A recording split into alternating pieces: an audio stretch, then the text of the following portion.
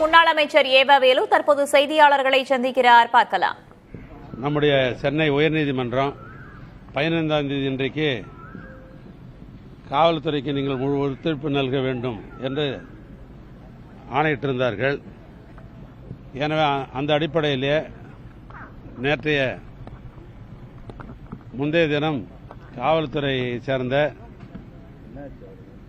Additional சூப்பரண்டு இன்றைக்கு வந்தாக வேண்டும் என்று எனக்கு கடிதம் கொடுத்தார்கள். எனவே இன்றைக்கு காலையில் ஏறத்தாழ 10:45 மணிக்கு நான் இங்கே இந்த வளாகத்திற்கு வந்தேன். விசாரணை அதிகாரி 11 மணிக்கு என்னுடைய விசாரணையை தொடங்கினார்கள். இப்போ நான் வெளிவரந்தனையும் விசாரணை தான் மேற்கொண்டார்கள். பல்வேறு கேள்விக்கணைகளை அவர் தொடுத்தார்கள். என்னை பொறுத்தளவிற்கு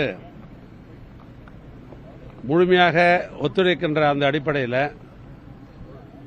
என் மனதுக்கு பட்டதை, குறிப்பாக உண்மைகளை நான் அவர்களுக்கு பதிலளித்திருக்கிறேன்.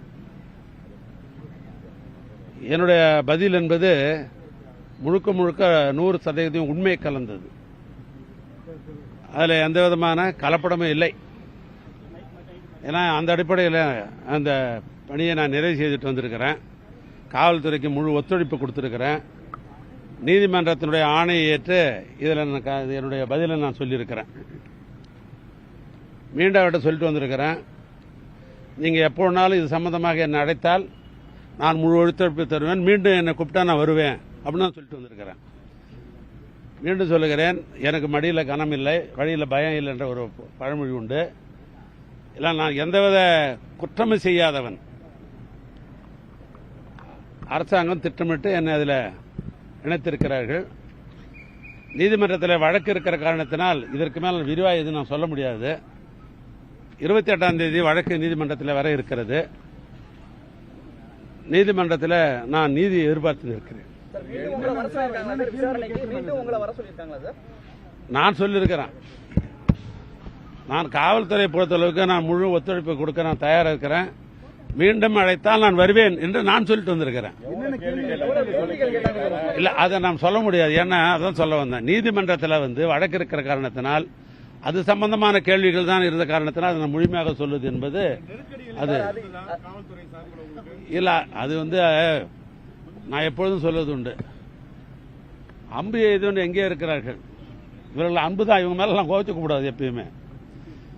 இந்த காவல்துறை என்பது 2 மாதத்துக்கு முன்னால் இந்த காவல்துறை திராவிட மாடல் ஆட்சியில் பணி செய்த காவல்துறை தான் இந்த காவல்துறை. ஆட்சியில் இருப்பவர்கள் மாறுகிறால் காவல்துறை எப்பவுமே நிரந்தரம். அதில் ஒன்றும் காவல்துறை மேல் நான் வருத்தப்பட வேண்டிய அவசியம் கிடையாது. ஆனால் அவங்க முறைப்படி விசாரணை செய்தார்கள். நான் முறைப்படி நான் முடிவு சொல்லியிருக்கிறேன்.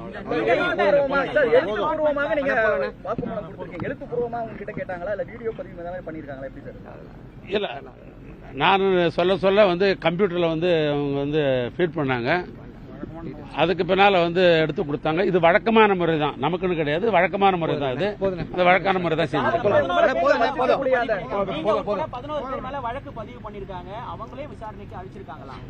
இல்ல, அது தெரியாது. என்ன பொறுத்தவரை நீங்க கூப்பிட்டாங்க, நான் விசாரிச்சிருக்கேன். முதல் தகவல் என்ன விளக்கம்? இல்ல, அதான் சொல்லிட்டு நீதிமன்றத்தில் தான் பார்க்கலாம்.